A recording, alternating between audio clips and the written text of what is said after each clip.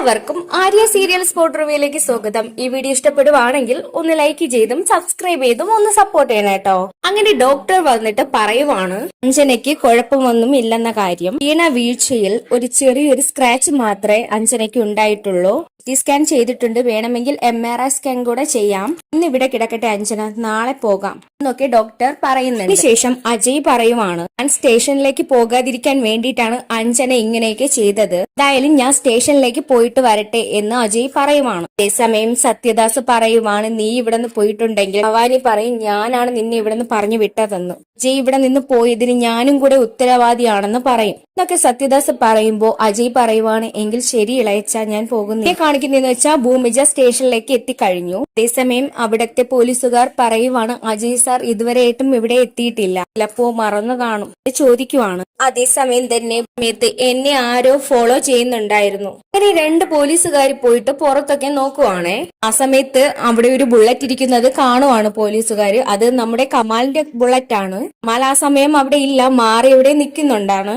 അങ്ങനെ അവിടെയൊക്കെ വന്ന് നോക്കിയതിനു ശേഷം അകത്തേക്ക് പോയിട്ട് പറയുവാണ്, അവിടെ ഒരു ബുള്ളറ്റ് ഇരിക്കുവാണ് സാറേ. അങ്ങനെ ആ സാറും കൂടെ അവിടേക്ക് വന്ന് നോക്കുമ്പോ കമാല് എടുത്തിട്ട് പോകുന്നുണ്ട്. അതേസമയം പോലീസുകാർ അവിടെ നിന്ന് നോക്കുന്ന സമയത്ത് കമാല് അവിടെ നിന്ന് പോകുന്നുണ്ട്. അതേസമയം അങ്ങോട്ടേക്ക് ഭൂമിയും വരുന്നുണ്ട്. ഭൂമി പറയുവാണ്, സാറേ എന്തായാലും ഇനി ഞാൻ നാളെ വരാൻ അജയ് സാറിനെ കണ്ടിട്ട് കയ്യിൽ കൊടുത്തോളാം എന്ന് പറയുന്നുണ്ട്. പറഞ്ഞിട്ട് ഭൂമിജ പോകുന്നുണ്ട്. കാണിക്കുന്നതെന്ന് വെച്ചാ സൗഭാഗ്യ അമ്മ പറയുവാണേ പനിയോട്, പനിയും കൂടെ പോകാനുള്ളതായിരുന്നു. ശരിയാ അമ്മേ, അമ്മ പറഞ്ഞത് ശരിയാ അമ്മേ, എനിക്കും കൂടെ പോകാമായിരുന്നു. ഈ സമയം സൗഭാഗ്യ അമ്മ പറയുവാണ്, ആ സാരമില്ല, അജയും സത്യനൊക്കെ ഉണ്ടല്ലോ, അതുകൊണ്ട് കുഴപ്പമൊന്നുമില്ല. സത്യത്തിൽ എന്താ പറ്റിയേ, ഞാൻ ഇതൊന്നും കണ്ടില്ലല്ലോ എന്ന് പറയുവാണ്. പനി പറയുവാണ്, അജയും നമ്മുടെ അഞ്ജലിയും കളിച്ചു ചിരിച്ചു വരുവായിരുന്നു, അവയിപ്പോ നല്ല സ്നേഹത്തിലാണല്ലോ. ഒരു 2 പേരും സംസാരിച്ചിട്ട് വരുന്ന സമയത്ത് അഞ്ജന കാല് മടങ്ങിയിട്ട് വീണതാണ് എന്ന് പറയുവാണേ ഭവാനി. എന്തായാലും നീ ഹോസ്പിറ്റലിലേക്ക് ഒന്ന് വിളിച്ചു നോക്ക്. ഇപ്പോഴായിട്ട് ഞാൻ വിളിച്ചതാണ്, പക്ഷെ എടുക്കുന്നില്ല, അതും കൂടെ വിളിച്ചു നോക്കാൻ പറയുവാണേ.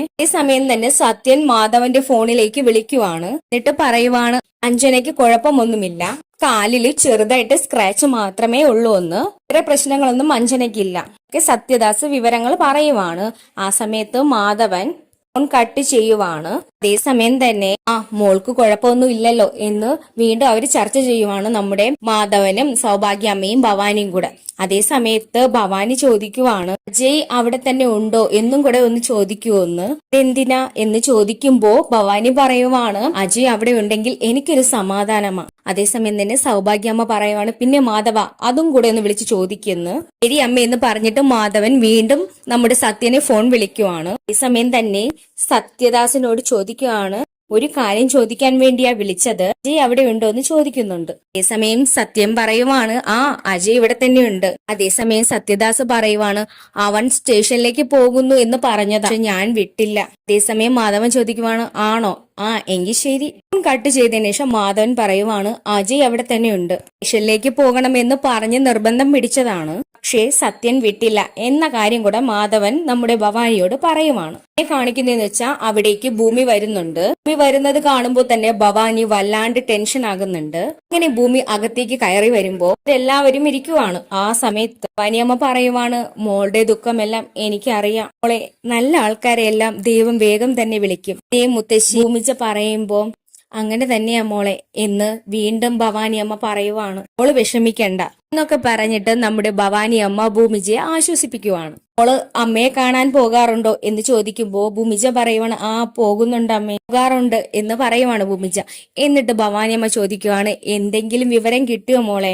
ഈ സമയം തന്നെ ഭൂമിജ പറയുവാണ്, അച്ഛൻ എഴുതി വെച്ച ഒരു കത്ത് കിട്ടിയിട്ടുണ്ടെന്ന്, അജയ് സാറിനെ ഏൽപ്പിക്കാൻ വേണ്ടിയാ ഞാൻ വന്നതെന്ന് പറയുന്നുണ്ട്. അതേസമയം തന്നെ ഭൂമിജ പറയുവാണ്, ആ കത്ത് കിട്ടിയത് കൊണ്ട് അതിൽ നിന്ന് കുറച്ചു കാര്യങ്ങളൊക്കെ എനിക്ക് മനസ്സിലായി കഴിഞ്ഞു. കേൾക്കുമ്പോ ഭവാനി അവിടെ നിന്നിട്ട് ആകെ ടെൻഷൻ ആകുന്നുണ്ട്. അവള് വല്ലതും കഴിച്ചു എന്ന് സൗഭാഗ്യമ്മ ചോദിക്കുമ്പോ എനിക്കൊന്നും വേണ്ട, ഞാൻ എന്തായാലും അജയ് സാറിനെ കണ്ട് പറഞ്ഞോളാമെന്ന് പറയുകയാണേ.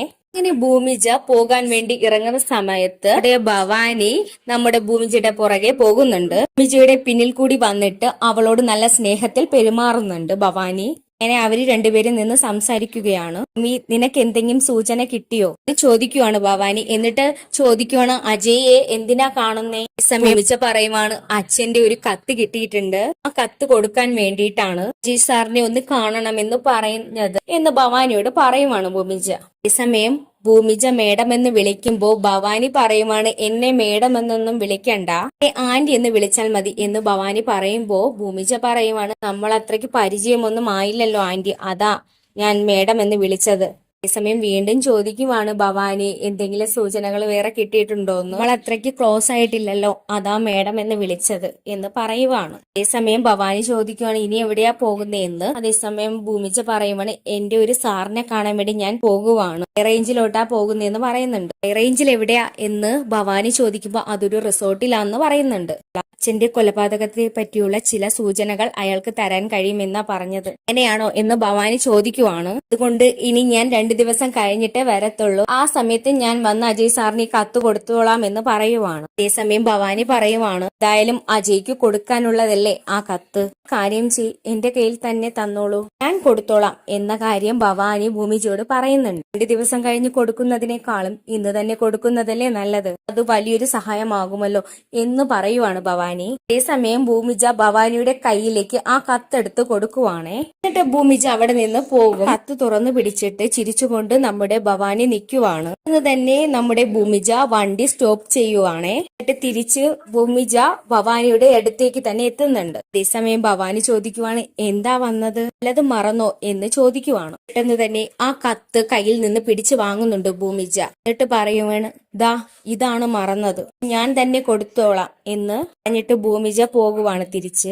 അതിനിടയ്ക്ക് വെച്ചിട്ട് നമ്മുടെ ഭവാനി ചോദിക്കുകയാണ്, കൊലപാതകയെ തിരിച്ചറിഞ്ഞോ എന്ന്.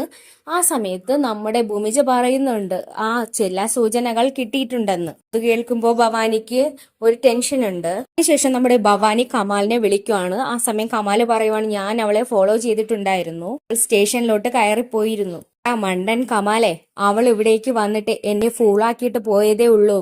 അവൾ നാളെ ഹൈ റേഞ്ചിലോട്ട് പോകുന്നു പ്രൊഫസറെ കാണാൻ വേണ്ടിയിട്ട്. നീ അവിടെ പോകണം. കത്ത് ഇനി അവളുടെ കയ്യിൽ ഉണ്ടാകാൻ പാടില്ല. കത്തിനെ നീ എത്രയും പെട്ടെന്ന് തന്നെ കൈക്കലാക്കണം. ആ കത്ത് ആ പ്രൊഫസർക്ക് കിട്ടിയിട്ടുണ്ടെങ്കിൽ ഇപ്പോ നമ്മൾ രണ്ടാളും തുടങ്ങും. അവൾ രണ്ടുപേരും പിന്നെ ജയിലിലും ആകും. നീ സൂക്ഷിച്ചോ. എന്തായാലും അവളെ ഫോളോ ചെയ്ത് ഹൈ റേഞ്ചിലേക്ക് പൊയ്ക്കോളൂ. സ്ഥലമൊക്കെ ഞാൻ കറക്റ്റ് ആയിട്ട് തന്നെ നിനക്ക് പറഞ്ഞു തന്നേക്കാം. ഹൈ റേഞ്ചിലെ ഒരു റിസോർട്ടിലാണ് അവളെ പഠിപ്പിച്ച ആ പ്രൊഫസർ ഉള്ളത്. അയാളെ കാണാൻ വേണ്ടിയിട്ടാണ് ആ ഭൂമിജ പോകുന്നതെന്ന് ഭവാനി കമാൽ പറഞ്ഞു കൊടുക്കുവാണ്. അതേസമയം കമാല് പറയുവാണ്, ശരി മാഡം, നാളെ തന്നെ പൊയ്ക്കോളാം. ആ കത്ത് ഏത് വിധേനയും അവളുടെ കയ്യിൽ നിന്ന് ഞാൻ കൈക്കലാക്കും എന്ന് ഭവാനിയോട് കമാല് പറയുവാണ്. കാണിക്കുന്നത് പിറ്റേ ദിവസം രാവിലെ തന്നെ ഭൂമി പോകാനുള്ള തയ്യാറെടുപ്പിലാണ്. പിന്നെ ഡ്രസ്സൊക്കെ പാക്ക് ചെയ്യുന്ന സമയത്ത് ചേച്ചി വന്ന് ചോദിക്കുവാണ്, പോകാൻ റെഡിയായോ ഭൂമി? ചേച്ചി ഞാൻ പോകാൻ റെഡിയായി. മോളെ ആരോ ഫോളോ ചെയ്തെന്ന് പറഞ്ഞല്ലോ.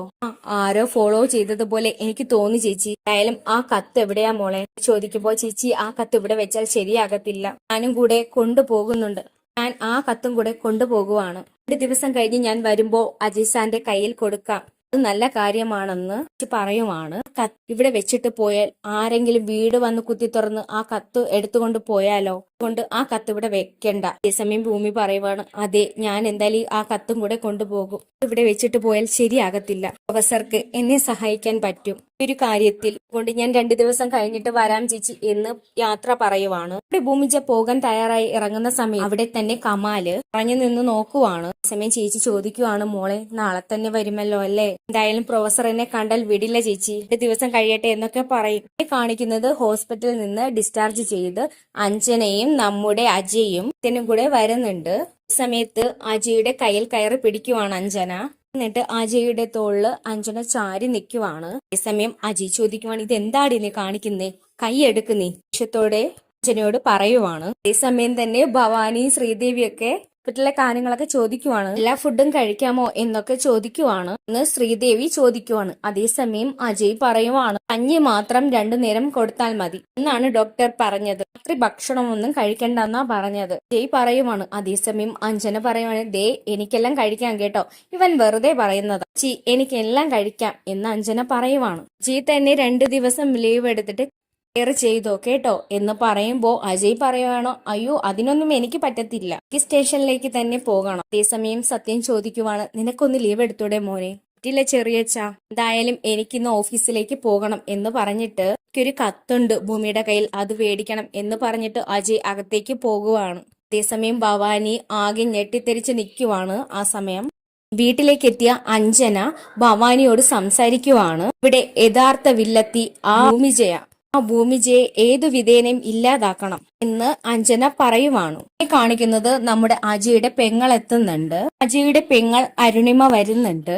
അനി അഞ്ജനയോട് പറയുവാണ്, അവൾ പഠിച്ച കള്ളിയാ, അവളുടെ സ്വഭാവം ഒരു പ്രത്യേക സ്വഭാവമാണ് എന്ന് ഭവാനി പറയുവാണ്. പിന്നെ കാണിക്കുന്നതെന്ന് വെച്ചാൽ നമ്മുടെ അജയോട് അരുണിമ പറയുവാണ്, എടാ നിന്റെ കല്യാണം പ്രമാണിച്ച് വരുമ്പോ നീ വിശേഷങ്ങളൊക്കെ എന്റെ അടുത്ത് വന്ന് പറയേണ്ടതല്ലേ, എനിക്ക് ഇഷ്ടമില്ലെങ്കിൽ ഞാൻ ഈ കല്യാണം കുളമാക്കി തരാം എന്ന് അരുണിമ പറയുവാണ്. ഞാൻ കല്യാണം പ്രമാണിച്ച് വരുമ്പോ നീ ഇവിടത്തെ വിശേഷങ്ങളും കല്യാണ കാര്യങ്ങളൊക്കെ എന്റെ അടുത്ത് പറയേണ്ടത്, പകരം എന്താ പറയത്തത്, നിനക്ക് ഈ കല്യാണത്തിന് ഇഷ്ടമല്ലേ, നിനക്ക് ഈ കല്യാണത്തിന് ഇഷ്ടമില്ലെങ്കിൽ ഞാൻ ഈ കല്യാണം കുളമാക്കി തരാം എന്ന് അരുണിമ പറയുവാണ്. കാണിക്കുന്നത് നമ്മുടെ ഭൂമിജയുടെ പുറകെ തന്നെ കമാലും പോകുന്നുണ്ട്. പക്ഷേ അത് നമ്മുടെ ഭൂമിയുടെ ശ്രദ്ധയിൽപ്പെടുന്നുണ്ട്. ഭൂമിയാണെങ്കിൽ കമാലിനെ ശ്രദ്ധിക്കുന്നുണ്ട്. അങ്ങനെ ഭൂമിജ കമാലിനെ കണ്ടു കഴിയുന്നു. ഈ വീഡിയോ ഇഷ്ടപ്പെടുവാണെങ്കിൽ ഒന്ന് ലൈക്ക് ചെയ്തും സബ്സ്ക്രൈബ് ചെയ്തും ഒന്ന് സപ്പോർട്ട് ചെയ്യണം കേട്ടോ.